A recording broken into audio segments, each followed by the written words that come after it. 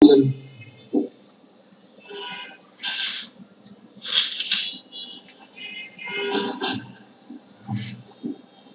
Percentage change কিভাবে জানবো? আপনার ইনকাম ছিল 5 টাকা, এখন হচ্ছে 3 টাকা, পার্সেন্টেজ চেঞ্জ কত হচ্ছে? কত পার্সেন্ট? 40%। কি মনে করছেন? So 5 minus 3 divided 5. তাহলে 1 minus 9 divided by 4. Right? Yes, sir. Please how we do it. 1 minus 9 divided by 4. Is that? Yes, sir. Sure. Yes, sir. I don't know if it's sure. What minus 9 and 1 minus 9? So 4 minus 9, sir. Well, 1 minus 9 will get change to output. It is a minus and a plus as well. So, new minus 9. Very good. So, logic apply. The other pass to the case except to minus h term. That is one. Yeah. So, after the 5 minus 3 then divided by 5 term, after answer motivation here. Answer motivation here, we should have plus h term. So, simple thing. N minus O divided by O. N minus O divided by O. Power mobility. আচ্ছা আমার formula শিখে লিখতে চাই না যে compass আপনাদের দেওয়া তাহলে আপনি বলছেন বি থেকে এ যে রাস্তা এতটুকু রাস্তা যখন আমি গেলাম আমার কোয়ান্টিটি ডিমান্ড চেঞ্জ হয়েছে 40% মাইনাস অফ কোর্স মাইনাস ঠিক আছে আপনারা সেম সিচুয়েশন আরেকটা দিন একেবারে same just the opposite direction আপনার এতে ভালো লাগছে না আপনি আবার এই দিকে বিতে চলে আসেন পার্সেন্টেজ চেঞ্জ করতে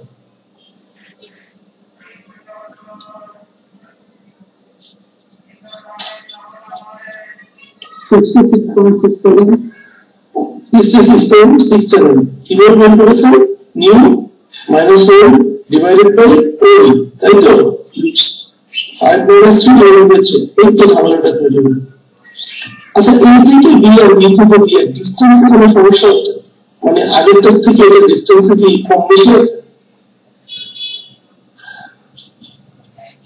আমরা বলি সেকেন্ড এক্সপেরিয়েন্স যে আমার বাসা থেকে Well, let's say our parent to the distance 1 kilo. কথা just make it simple. 100 meter then. The 100 meter যেতে আমার যে সময় লাগবে second experience other factors remain constant. ওই 100 মিটার ফেরত আসতে আমাকে বেশি সময় বা কম সময় লাগবে না একটু সময় লাগবে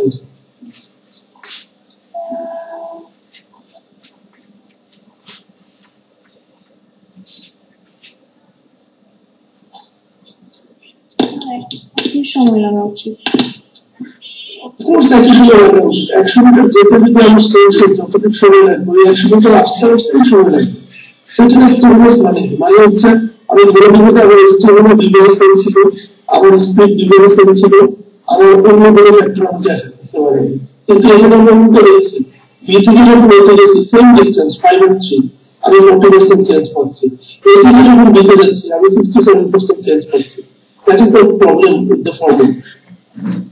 And এটা কি হয় তাহলে আপনার প্রাইস বাড়লে একটু ইলাস্টিসিটি আসবে প্রাইস কমলে আরেকটু ইলাস্টিসিটি আসবে কিন্তু আমরা তো শুরুতেই বলেছি আমরা যখন ইলাস্টিসিটি ক্যালকুলেট করি এটা অ্যাবসলিউট নাম্বার আসে তাহলে প্রাইস অ্যাকুরেট বাড়লে 2 ইউনিট কমবে প্রাইস অ্যাকুরেট কমলে ঠিক 2 ইউনিট বাড়বে এমন কোনো সুযোগ নেই যে স্যার প্রাইস 1 টাকা কমে না ডিমান্ড বাড়ছে 2 ইউনিট কিন্তু স্যার প্রাইস যখন 1 টাকা বাড়ছে demand per se 1.5 no it cannot be so that is the problem the which is a problem can be solved any problem solve করার একটা way আছে midpoint formula because problem টা যেটা যদি দেখেন নিজেরাই বুঝতে পারবেন 3 minus 5 equal to minus 2 আর এটাতে আপনি 5 minus 3 করেছেন 2 so মাথায় কোনো সমস্যা নেই সমস্যাটা হচ্ছে এখানে আপনার বেস হচ্ছে 3 আর ওইখানে আপনার বেস হচ্ছে 5 তাহলে the problem lies with the base different base points তাহলে আমাদের এমন কিছু করতে হবে যাতে বেস কোনটা ডিফারেন্ট না থেকে আইডেন্টিক্যাল হয় আমরা সেটা করা খুব সহজ আমরা ফর্মুলাটাকে একটু যদি চেঞ্জ করে নেই আমার ফর্মুলা ছিল percentage change in Q divided by percentage change in P.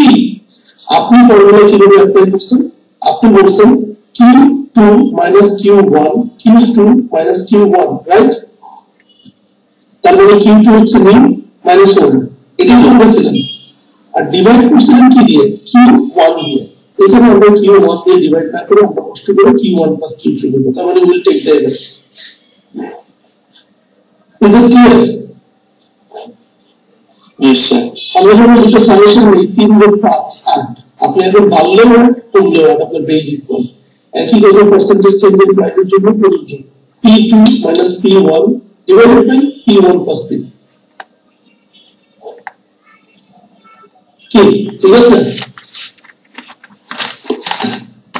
So that should be the formula you are going to follow throughout this managerial economics course, and never take the old Q. Old Q meaning usually duta base হয়, answer severely disrupted হয়। So আমাদের ওই base formula economists suggest করে দিয়েছে we can take the midpoint. Midpoint এর দুটো technique আছে। আপনাদেরকে একটা আমি দেখালাম Q1 plus Q2, ওটাকে average হয় Q1 plus Q2 divided by 2, মানে they take the average, all the same. আপনি এভারেজ নিলেও যা আসবে, এভারেজ না নিলেও তা আসবে। কিন্তু আমার প্রথমে খালি টেস্টে বেশি করার কোনো মানে হয় না, ওয়েস্টেজ অফ টাইম। ঠিক আছে? এখন ইলাস্টিক ডিমান্ড কি আমরা পড়ে আসছি, if the answer is greater than 1, এখানে যে জিনিসটা আছে ওই জিনিসটা আমাদেরকে আসলে বুঝে আসতে হবে। আসলে আমরা একটা ম্যাথ করি, আপনাদেরকে দিয়ে করাই, আমি তো করবো না। আর আপনাদেরকে অলরেডি আমি ফর্মুলা দিয়ে দিচ্ছি। ফর্মুলাটা কি? percentage change in Q divided by percentage change in P.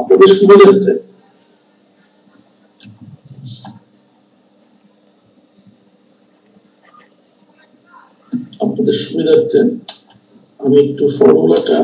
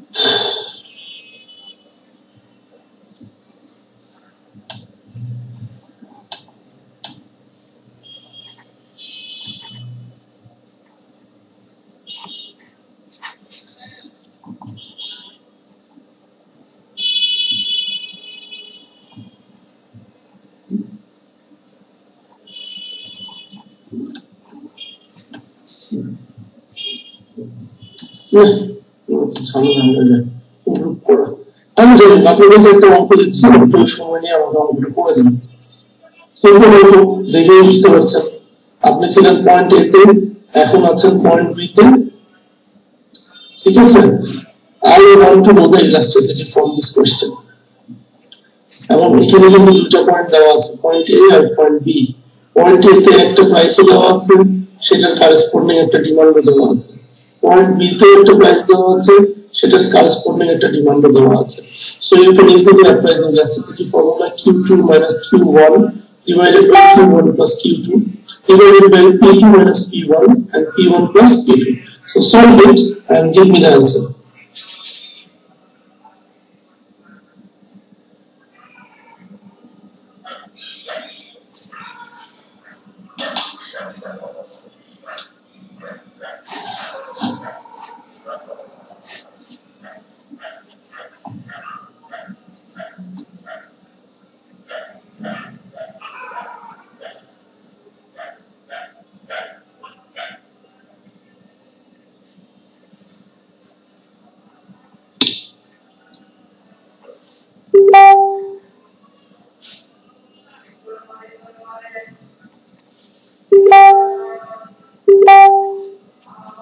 Answer ki 2.5.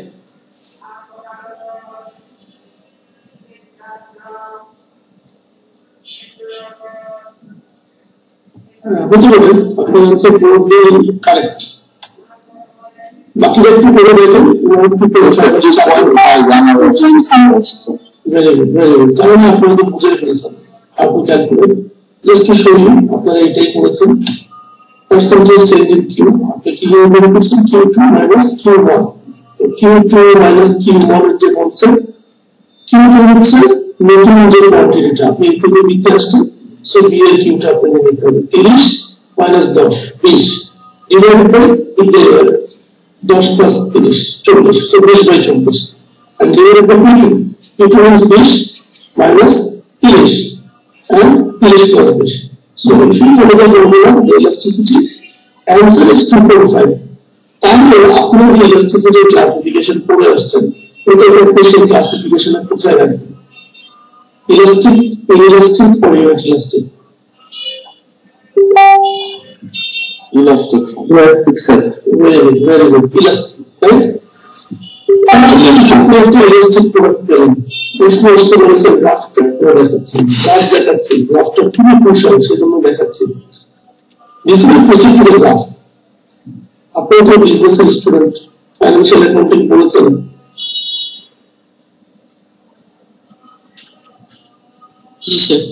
আচ্ছা, revenue formula, how to calculate revenue. এখন আমরা বিজনেসের দিকে ফোকাস করব।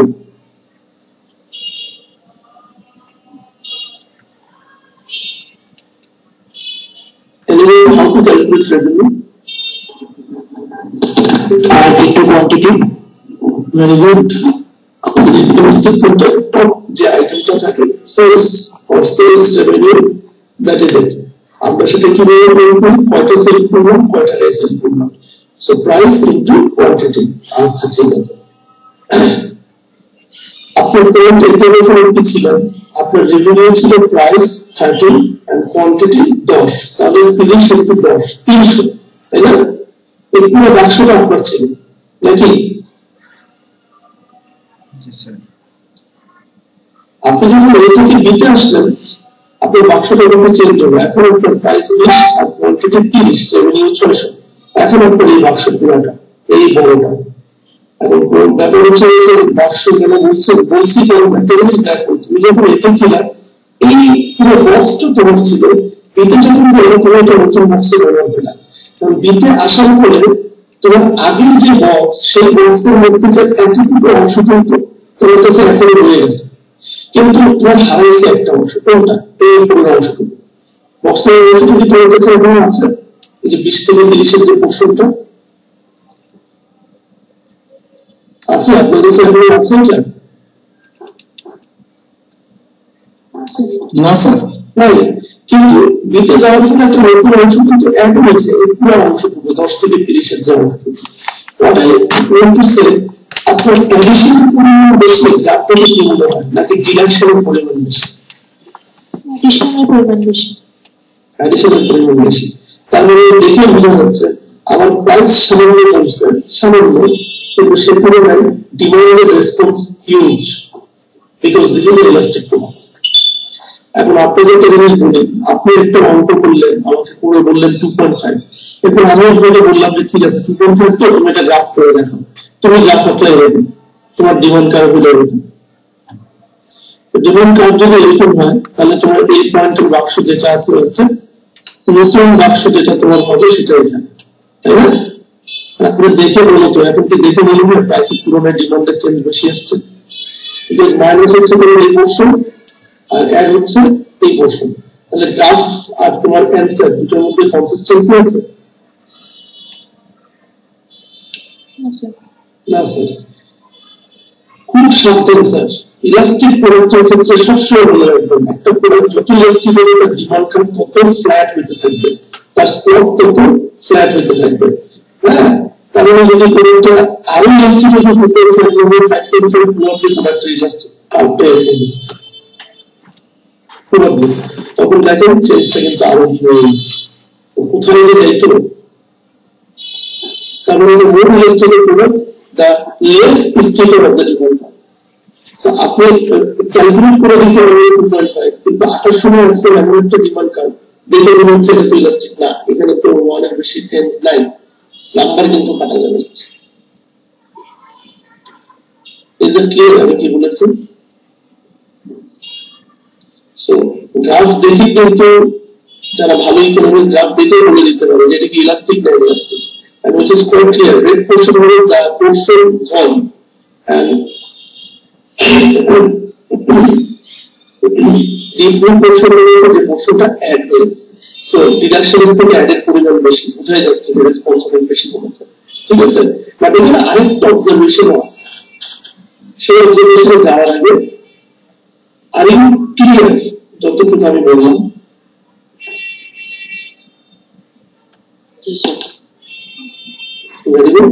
এখন আমি আসবো যে কথাটা আপনাকে বলতে চাই, আপনি তো বিজনেসম্যান ম্যানেজার, আপনাকে ডিসিশন নিতে হবে আপনি আপনার প্রোডাক্টের প্রাইস বাড়াবেন নাকি কমাবেন। এখন আপনার সেটার ক্ষেত্রে ইলাস্টিসিটি আপনাকে কিভাবে হেল্প করতে পারে? আপনার ইলাস্টিসিটি হচ্ছে 2.5, তাই না? হ্যাঁ, তা এখন যদি আপনি প্রাইস অ্যাকিউরেট কমান, আপনার কোয়ান্টিটি ডিমান্ড কতটুকু বাড়বে?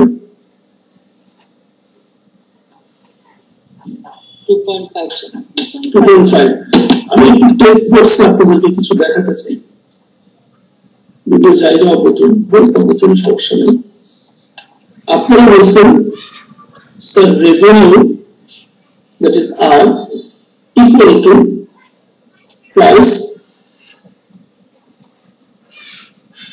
ইনটু কোয়ান্টিটি, তাই না? যদি প্রাইস বাড়ে রেভিনিউ বাড়বে না কমবে? assuming quantity constant, যদি প্রাইস বাড়ে আর কোয়ান্টিটি যা আছে তাই থেকে রেভিনিউ বাড়বে না কমবে? বাড়বে। যদি প্রাইস কনস্ট্যান্ট থাকে কোয়ান্টিটি বেড়ে যায়, সেম, রেভিনিউ বাড়বে না কমবে? বাড়বে। কোন গাধা বলতেছে কমবে? তোমার price into quantity multiplication is equal to R, এই দুটো ভেরিয়েবলের যে ভেরিয়েবল মাল্টিপ্লাই করবে সেটা রেভিনিউকে বাড়াবে, ঠিক আছে? তোমার এখন যে সিচুয়েশন, তার মানে প্রাইস বাড়লে কোয়ান্টিটি বাড়লে রেভিনিউ বাড়বে। তুমি প্রাইস যদি 2.5 তোমার ইলাস্টিসিটি আসছে, তুমি যদি প্রাইস 1 ইউনিট বাড়াও, 1 ইউনিট প্রাইস বাড়ালা, ওই 1 ইউনিট প্রাইস বাড়ানোর জন্য তোমার রেভিনিউ এতটুকু বাড়বে, ঠিক আছে? যতটুকু প্রাইস বাড়ছে ঠিক ততটুকু তোমার রেভিনিউ বাড়বে। কিন্তু মুশকিল হচ্ছে স্যার আপনার কোয়ান্টিটি কিন্তু এখন কনস্ট্যান্ট না, মানে হচ্ছে আপনি যদি প্রাইস বাড়ান ওটার রেসপন্সিভ কোয়ান্টিটি কমবে, সেটা যদি প্রাইসের বাড়ার থেকে কম কমবে না বেশি কমবে? বেশি কমবে, কারণ 2.5 এখানে 1 ইউনিট প্রাইস কমছে বাড়ছে আর এখানে কোয়ান্টিটি কমে গেছে কত 2.5, তাহলে প্রাইস যতটুকু বাড়ছে ততটুকুর জন্য রেভিনিউ এতটুকু বাড়ছে, কিন্তু কোয়ান্টিটি যখন কমছে সেটা তো রেভিনিউ কমবে না, ঠিক অতটুকু যতটুকু কোয়ান্টিটি কমছে। আলটিমেটলি নেট রেজাল্ট রেভিনিউ বাড়লো না কমলো? কমলো স্যার, নেট রেজাল্ট কিন্তু রেভিনিউ কমছে। তার মানে আপনার প্রোডাক্ট যদি ইলাস্টিক হয়, ইলাস্টিক প্রোডাক্টে যদি আপনি প্রাইস বাড়ান তাহলে রেভিনিউ কমবে। কেন কমবে? লজিক সিম্পল, এটা একটা ইলাস্টিক প্রোডাক্ট, এটা কাস্টমাররা খুবই সেনসিটিভ, এটা 1 টাকা প্রাইস বাড়লে আড়াইটা প্রোডাক্ট সেল করবে, সেলস ভলিউম কমতে থাকে, তাহলে আপনি প্রাইস বাড়াচ্ছেন রেভিনিউ বাড়ানোর আশায়, কিন্তু প্রাইসের তুলনায় কোয়ান্টিটি ডিক্রিজ হবে অনেক বেশি, আলটিমেটলি আপনার রেভিনিউ কিন্তু ফল করে যাবে। কিন্তু অপোজিট হয়, আমি স্যার প্রাইস কমালে কি হবে? প্রাইস কমালে আমি কোয়ান্টিটি অনেক বেশি হবে, তখন আমরা আপনার রেভিনিউ বাড়বে। তার মানে ইলাস্টিক প্রোডাক্টের ক্ষেত্রে if you increase the price, your revenue will go down inwards, and if you decrease the price, your revenue will go up. And if that is so, এখন আমরা চাইলে লিংক করে দিতে পারি এই বক্সটা। ইলাস্টিক ডিমান্ডের ক্ষেত্রে প্রাইস ইনক্রিজ রেভিনিউ বাড়বে না কমবে? Very good. So decrease in total revenue, and if price decrease, increase in total revenue. That means as a manager, when you try to decide whether to increase or decrease the price of your product, you need to be very careful and understand the elasticity of your product. If your product is elastic, highly elastic, in that case you shouldn't increase the price, because if you do so, your revenue will fall. So if you want to increase the total revenue for elastic product, in that case you need to reduce the price.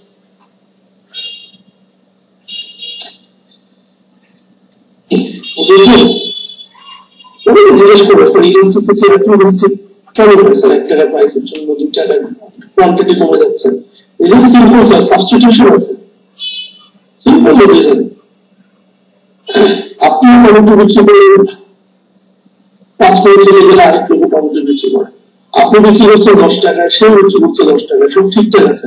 হঠাৎ করে সে যদি sell করে tomato 10 টাকার জায়গায় 8 টাকা করে দেয়, আমি এজ এ কাস্টমার বা আমার পাশের বাসায় যে টমেটো গুলো আছে সে যদি 10 টাকার জায়গায় প্রাইস বাড়িয়ে 12 টাকা করে দেয়, আমি লোক থেকে টমেটো কিনবো? আমি কি কিনতে বাধ্য? আমার কি অপশন নাই?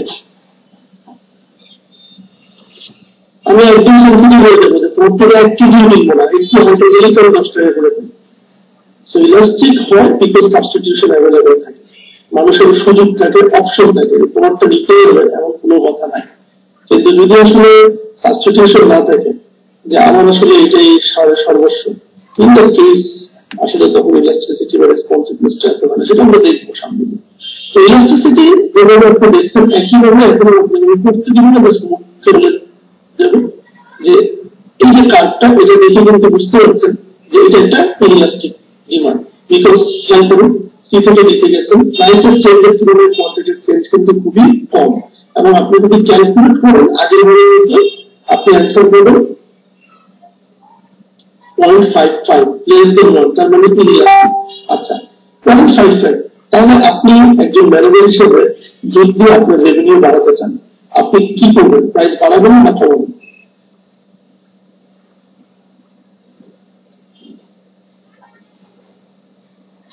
কমাবো স্যার। কমাবেন? 1 টাকা প্রাইস কমাবেন, ডিমান্ড বাড়বে 50%, এতে কি আপনার রেভিনিউ বাড়বে?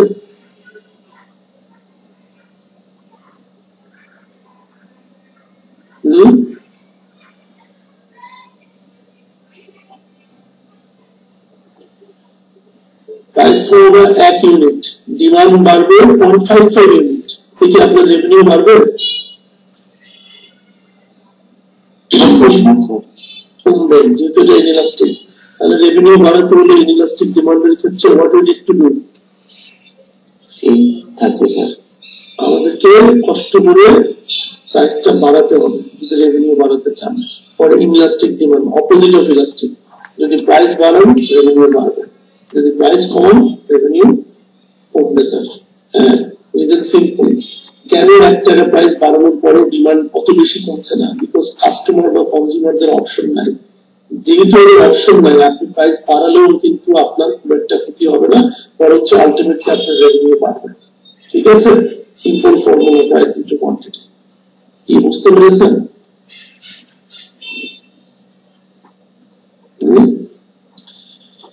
আর ইউনিট ইলাস্টিক তো খুবই সিম্পল, কারণ is equal two 1 and when it is equal to 1 there is no issue, আপনি প্রাইস বাড়ান বা কমান আপনার রেভিনিউতে কোনো চেঞ্জ আসবে না। বিকজ 1 টাকা প্রাইস করবেন ডিমান্ড 1 ইউনিট বেড়ে যাবে, 1 টাকা প্রাইস বাড়াবেন ডিমান্ড 1 ইউনিট কমে যাবে। সো যতটুকু প্রাইসে চেঞ্জ হচ্ছে ততটুকু ডিমান্ডেও চেঞ্জ আসতেছে। আলটিমেটলি আপনার রেভিনিউতে কোনো ইফেক্ট নেই। দেখেন যতটুকু প্রাইসের চেঞ্জ বাক্স দেখে বোঝা যাচ্ছে দুটো বাক্সের কিন্তু লেন্থ সমান। সো কোনো যদি ইলাস্টিক হয় প্রাইস বাড়ানোর দরকার নেই, কমানোর দরকার নেই, চুপ করে বসে থাকে। কি ক্লিয়ার?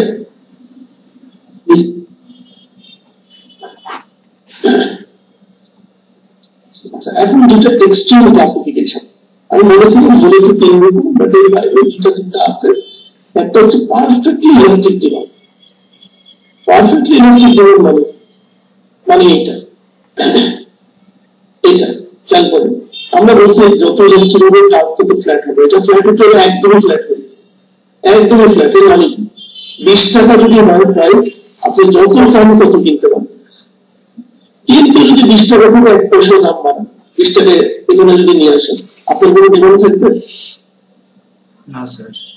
না স্যার, থাকবে না। কেন থাকবে না? এটা কি প্রোডাক্ট? এটা এমন কি প্রোডাক্ট যে এত সেন্সিটিভ, এবং এটা যদি আপনি ইলাস্টিসিটি ক্যালকুলেট করতে চান, আপনার ইলাস্টিসিটি ক্যালকুলেশন একটা ইনফিনিট নাম্বার। কারণ কি? কারণ এখানে প্রাইসের চেঞ্জ তো আপনি ক্যালকুলেট করতে পারবেন না। আপনি এখানে প্রাইস চেঞ্জ করতে পারবেন P2 মাইনাস P1, P2 কোনটা P1 কোনটা? দুটোই জিরো হবে স্যার। জিরো হবে না, ইনফিনিট নাম্বার আসবে।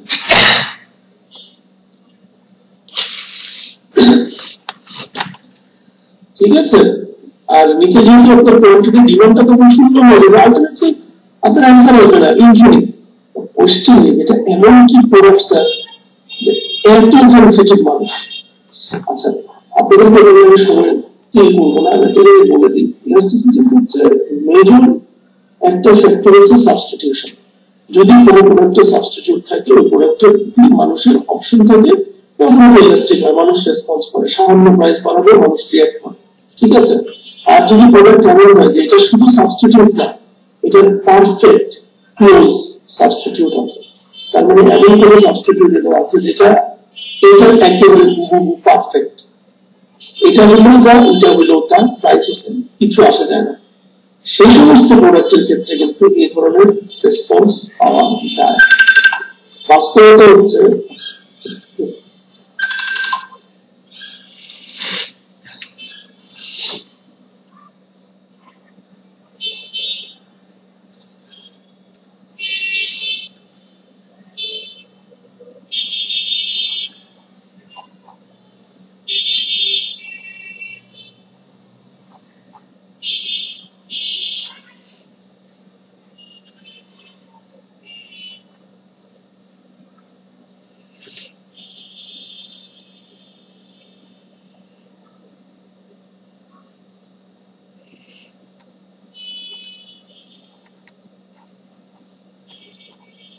ঠিক আছে। তো যেটা বলছিলাম, এই সমস্ত প্রোডাক্টের ক্ষেত্রে কিন্তু আসলে এই ধরনের সিচুয়েশন পাই, কিন্তু বাস্তবতা হচ্ছে ইন রিয়েলিটি আপনি এমন কোন প্রোডাক্ট জানেন কিনা যেটার একদম পারফেক্ট ক্লোজ সাবস্টিটিউট আছে?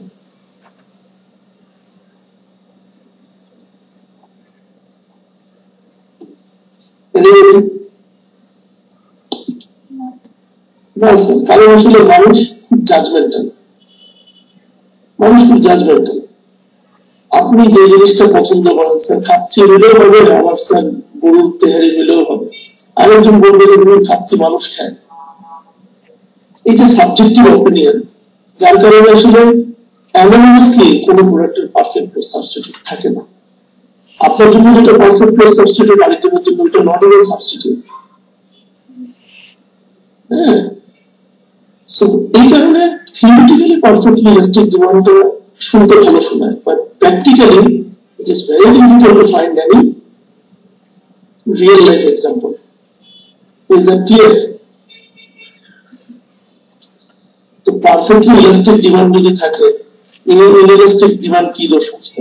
পারফেক্টলি ইনইলাস্টিক ডিমান্ডও থাকতে পারে, এবং সেটা কিরকম? সেটা হলো একদম স্ট্রেট, মানে আমরা বলছি কি ইনইলাস্টিক হলে কার হবে যতটা স্টিপ, এটা একদম স্টিপ হয়।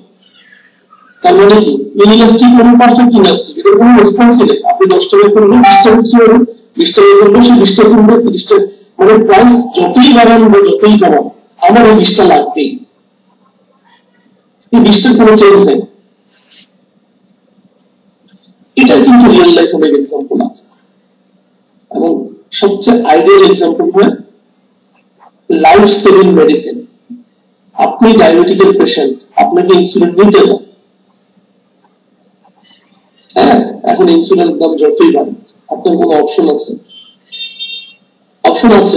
আমি নিব না স্যার, তাহলে life saving, either you take it or you leave ইট।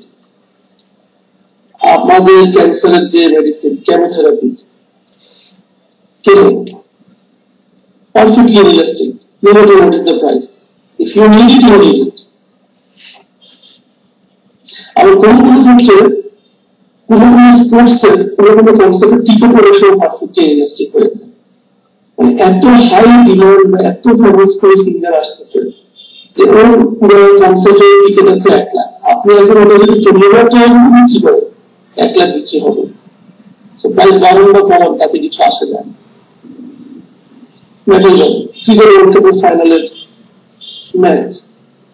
তো পারফেক্টলি রিয়েলিস্টিক ডিমান্ডের প্রচুর এক্সাম্পল আছে, এবং সবচেয়ে ক্লাসিক এক্সাম্পল যেটা আমি শুরুতে বললাম লাইফ সেভিং মেডিসিন গুলো। আচ্ছা মেডিসিন লাইফ সেভিং না, মেডিসিন এটা কি ইলাস্টিক না ইলাস্টিক? আপনি কি বলবেন? ফার্মাসিউটিক্যাল ইন্ডাস্ট্রি ইলাস্টিক না, ইলাস্টিক ঠিক আছে, ইনইলাস্টিক যে যে দামই হোক না কেন মানুষ কিনবে। ইলাস্টিক বাট পারফেক্টলি ইলাস্টিক না, বিকজ কিছু কিছু ক্ষেত্রে কোনো প্রোডাক্টের দাম অনেক বেড়ে গেলে আপনি তখন স্কোয়ার থেকে ইনসেপ্টর সুইচ করে দেবেন। হ্যাঁ, যে ঠিক আছে সেম যেদিকে বলছি ইনসেপ্টর ওটার দাম করতে হবে, তোমার চিন্তাই থাকে না। তবে that is also very rare thing. আপনি বাংলাদেশ প্রতিষ্ঠা থেকে আজকে পর্যন্ত সময়ে একটু ডাটা কালেক্ট করে দেখেন তো এমন কোনো মেডিসিন আছে কিনা যেটার দাম কমছে।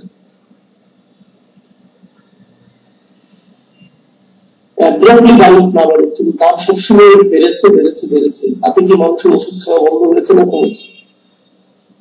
বন্ধ হবে, কমে হবে, বিকজ এগুলো আসলে মেডিসিন। আই নিড ইট, আমার কিছু করার নেই। I need it, I need it. Price বাড়ছে, রেভিনিউ বাড়ছে।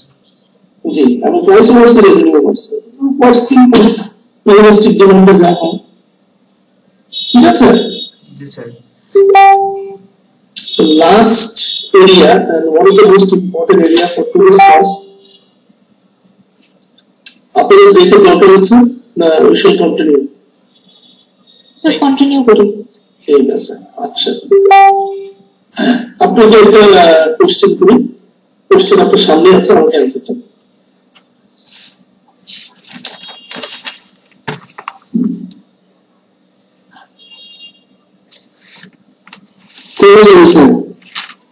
কলেজটা যদি না স্যার, স্টুডেন্ট তো স্যার একই সময় স্যার রেভিনিউ বাড়বে, রেভিনিউ বাড়বে, রেভিনিউ বাড়বে। তো কলেজটা যদি অনেক বেশি নাম করা হয় তাহলে ফেমাস না হয় তো কন্ডিশনের উপর ডিপেন্ড করবে।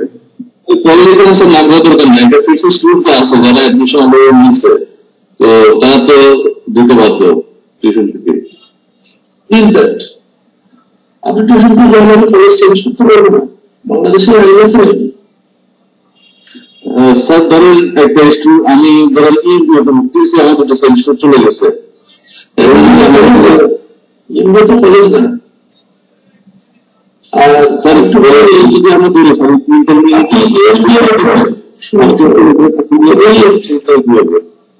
এমবিএ এক্সাম করে দিলা, that is the answer. The answer lies there, the answer lies there. আমি কোনো ইউনিভার্সিটির নাম না বলে মনে করেন একটা থার্ড গ্রেড ইউজিসি অনুমোদন নাই বা আছে কোনো ইউনিভার্সিটি, উইকিং প্রয়োজনে আপনি ভর্তি হলেন, আপনার ফোন জাহাঙ্গীরনগরের এমবিএতে ভর্তি হয়েছে। ওই থার্ড গ্রেড ফোর্থ গ্রেডের ইউনিভার্সিটি উইকেন্ড প্রোগ্রামে যখন টিউশন ফিস বাড়ায় দেয়, প্রচুর স্টুডেন্ট কমে যায় স্যার, কিন্তু ইএমবি থেকে কমবে না। এটা যে ভদ্রমহিলা একটু আগে যে অ্যান্সার দিল, কন্ডিশনের উপর ডিপেন্ড করবে যে সেটা প্রতিষ্ঠান কলেজটা কত নাম করা স্যার সেটার উপর আমাদের আপনাদের বুঝতে হবে। ওই কিন্তু প্রথমে ইলাস্টিসিটি নিয়ে কিছু বলে নেই, আপনাদের বুঝতে হবে যে আপনি যে কলেজের কথা বলছেন এটা রেপুটেড কিনা। যদি রেপুটেড হয় তাহলে এটা ইলাস্টিক রেঞ্জে যাবে, যদি রেপুটেড না হয় ইলাস্টিক রেঞ্জে যাবে, যদি মোটামুটি হয় ইলাস্টিক হবে। তাহলে অ্যান্সারটা হবে ডিপেন্ডস কিসের উপরে? If the demand is elastic, total revenue decrease হবে। আর ইলাস্টিক ডিমান্ড কখন হয়? ওই যে বললাম না, কলেজের রেপুটেশন নেই, ভাঙাচোরা কলেজ, ভর্তি হয়েছিলাম একটা সার্টিফিকেট কম খরচে পাবো, ধারণ করে টিউশন ফিস বাড়াই দিচ্ছে, আমার নেসেসারি ওইটা আমার কন্টিনিউ করতে হবে। কিন্তু আপনি ডিমতে বা জাহাঙ্গীরনগরে বা ভালো কোথাও ব্র্যাক নর্থসাউথে ভর্তি হয়েছেন, টিউশন ফিস যদি মাঝখানে বাড়াই দেয়, you will try to continue that elastic demand. So it depends, revenue বাড়বে না কমবে, এটা টোটালি ডিপেন্ড করে ইলাস্টিসিটির উপর। আমরা ওইটাই কিন্তু করে দেখাইছি। ইলাস্টিক যদি হয় and if you raise the price, then your revenue will definitely go down. Elastic যদি হয় আর আপনি যদি প্রাইস বাড়ান, আপনার রেভিনিউ বাড়বে। আর যদি ইলাস্টিক হয়, রেভিনিউ কোনো ইম্প্যাক্ট আসবে না। পরিষ্কার?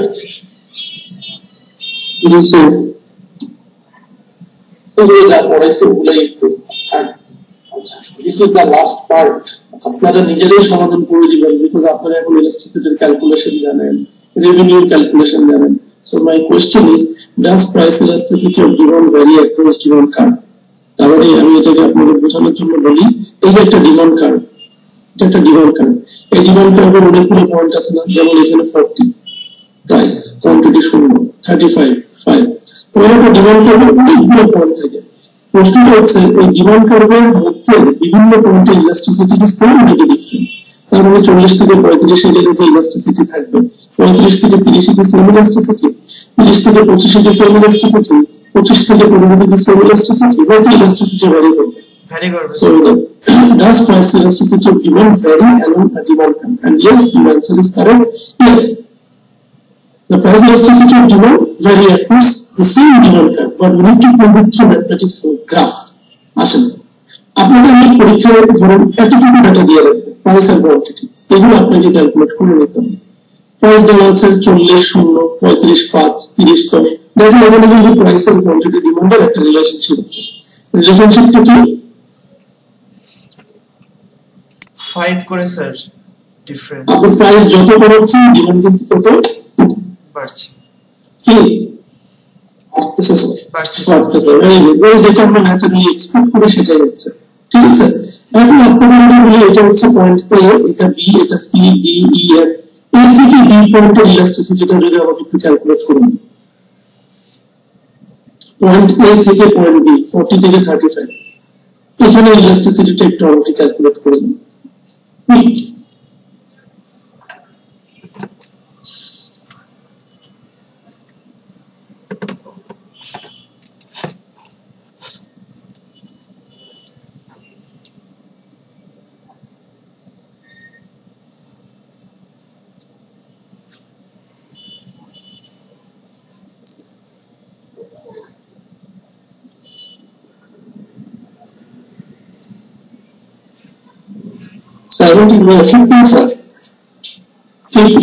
এটা এখানে করাই আছে, এটা এখন 15। ইলাস্টিক বা ইলাস্টিক? Elastic sir, elastic. 35 থেকে 30 যখন যাবেন এখন করতে হবে না, বাকিটা আমি দেখাই দিচ্ছি। এখনো 4.33 ইলাস্টিক। 30 থেকে 25 এই পয়েন্টে 2.20 ইলাস্টিক। 25 থেকে 20 1.29 ইলাস্টিক। 20 থেকে 15 0.78 ইনইলাস্টিক। আমি এখানে 1 কেন লিখেছি? বিকজ 1.29 থেকে 0.78 এর মাঝামাঝি কোনো না কোনো জায়গায় ইলাস্টিসিটি ডেফিনেটলি এমন তো আছে না? জি স্যার। জি স্যার। আচ্ছা, 15 থেকে 10 0.45 আনইলাস্টিক। 10 থেকে 5 0.23 ইভেন মোর ইলাস্টিক। তার মানে একটা জিনিস প্রুভ যে একটা পার্টিকুলার ডিমান্ড কার্ভে বিভিন্ন পয়েন্টে ইলাস্টিসিটি ভ্যারি করে। আপনি ডিমান্ড কার্ভ রাখেন না, এই ডাটাগুলোকে ইউজ করে ডিমান্ড কার্ভ রাখেন। 40 35 5 30 এই দেখেন, এই যে 40 0 35 5 30 10। আপনার প্রশ্ন যে ডাটাগুলো দেওয়া আছে সেগুলো এখানে আমরা দেখাইছি, এবং এই গ্রাফ অনুযায়ী আমার ডিমান্ড কার্ভের কতটুকু পার্সেন্ট পর্যন্ত ইলাস্টিক ছিল, এই যে 40 থেকে 20 এর উপরে কোনো একটা জায়গা পর্যন্ত।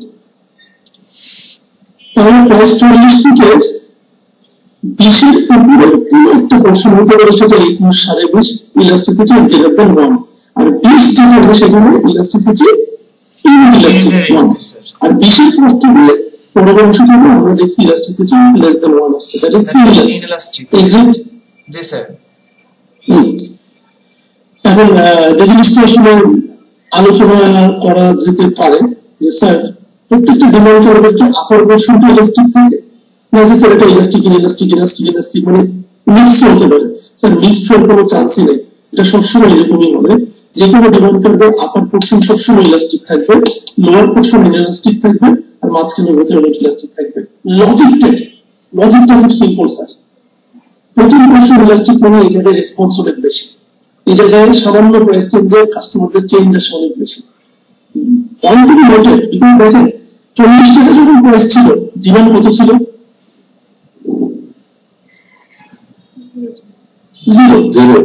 এটা কিন্তু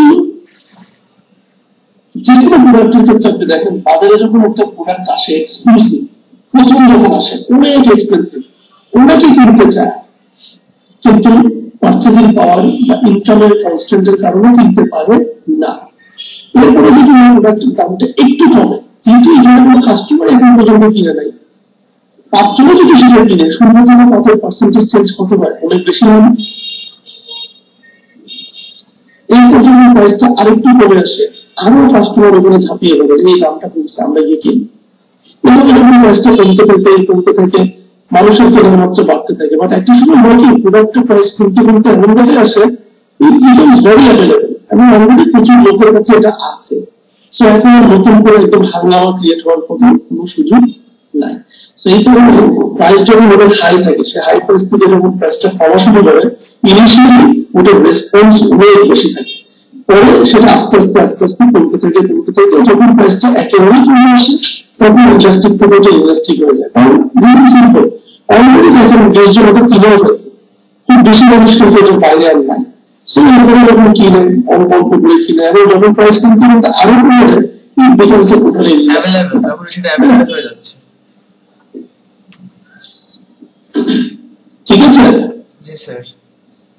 আচ্ছা, এই একই ডেটা দিয়ে আমরা বিভিন্ন কনসেপ্টটা আরেকবার প্রুভ করি। আমরা বলছি প্রোডাক্ট যদি ইন্ডাস্ট্রি করে, প্রাইস যদি কমে, রেভিনিউ বাড়বে। আচ্ছা, আগে রেভিনিউটা ক্যালকুলেট করি। 40 into 0, price into quantity, revenue কত? 0। 35 into 5, revenue 175। 30 into 10, revenue 300। 2 into 5 into 15, revenue 375। রেভিনিউটা ক্যালকুলেট করে পাবেন। ঠিক আছে? আচ্ছা, এটা আমরা বলবো 40 থেকে 20 এর উপরে প্রপোর্শন, বা 20 এর উপরে মানে 21 বা কোথাও ইলাস্টিক বা ইলাস্টিক।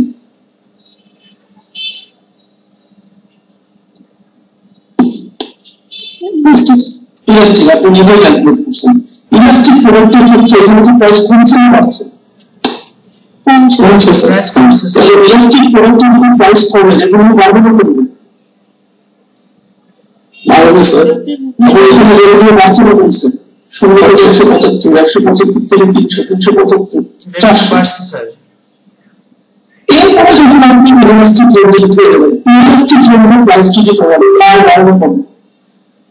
কমবে স্যার। খেয়াল করে দেখুন, স্টার্টেড টু ফর্ম। রেভিনিউ কমবে। জি, এগুলো বিজনেস অ্যানালিটিক্স বলা হয়। এখন প্রশ্ন হচ্ছে স্যার, রেভিনিউ তাহলে আমি কোথায় গিয়ে আমি প্রাইস কমানো বা বাড়ানো বন্ধ করে দিব? আসলে আমাদের রেভিনিউ যে ডাটাটা আছে, এটা একটু গ্রাফে নিয়ে যাই। আমি গ্রাফে নিয়ে গ্রাফটা এমনি খেয়াল করে দেখি। এই এখানে রেভিনিউ ছিল 0, এরপর 175, 300, 375, 400, এরপরে 375, আবার 300, আবার 175। এই টোটাল পোর্শনটুকু যেখানে রেভিনিউ বাড়ছিল, রাইজিং ট্রেন্ড, এটা ইলাস্টিক। যেখানে 400, ওটা ইলাস্টিক, রাইট? আর নিচের ডাউনটা ইনইলাস্টিক। আচ্ছা, সবচেয়ে বেশি রেভিনিউ কোথায়? আমার ক্লাস চলতেছে ভার্সিটি।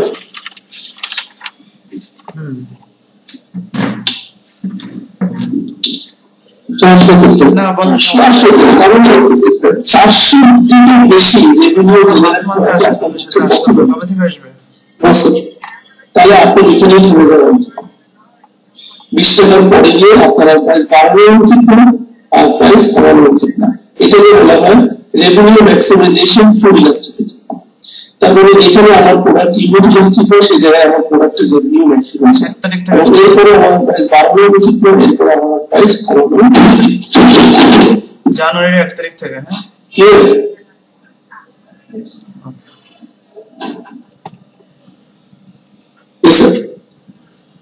ওকে, আলহামদুলিল্লাহ। তাহলে একটা জিনিস করে গেছে, যেটা আমি আজকে আর যেতে যাচ্ছি না বা যেতে পারবো না, সেটা হচ্ছে এগুলো আপনাদেরকে পড়াইছেন, আপনারা দেখলে দেখুন। এটা হচ্ছে এইটা,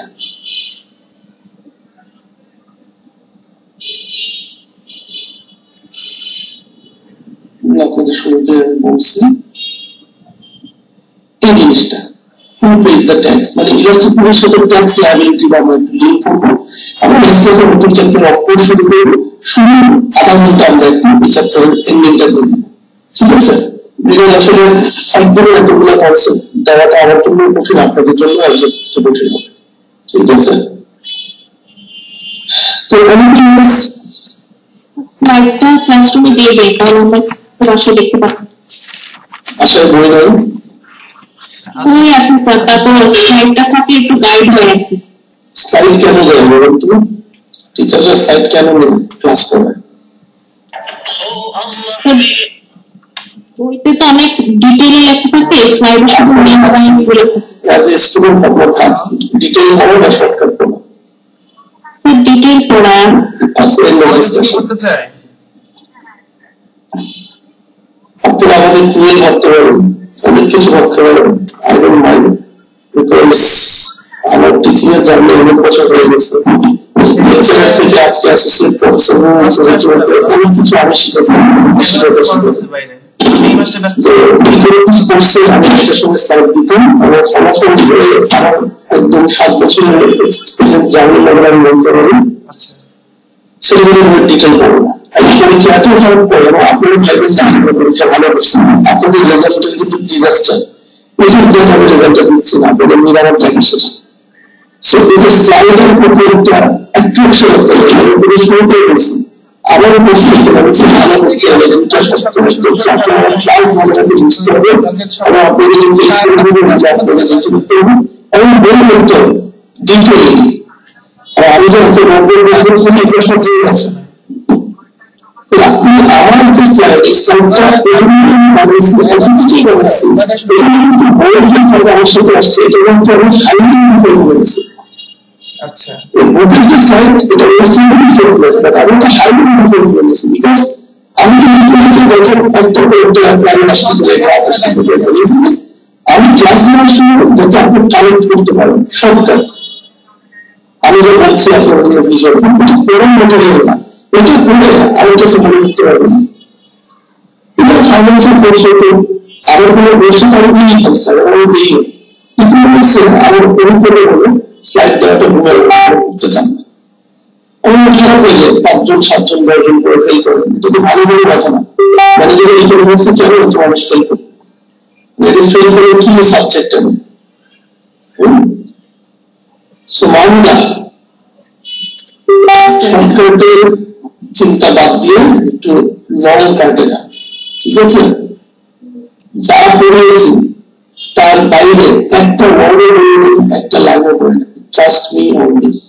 আপনাদের নতুন অ্যাসাইনমেন্ট দিয়ে দিচ্ছি, আপনাদের কার কাছে বই আছে দেখেন তো এই চ্যাপ্টারের মধ্যে ইকোনমিক স্পেসটা কোথায় আছে?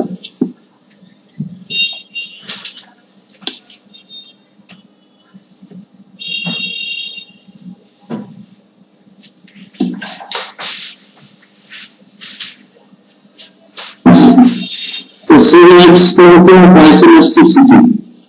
Now, এটা আগে আমি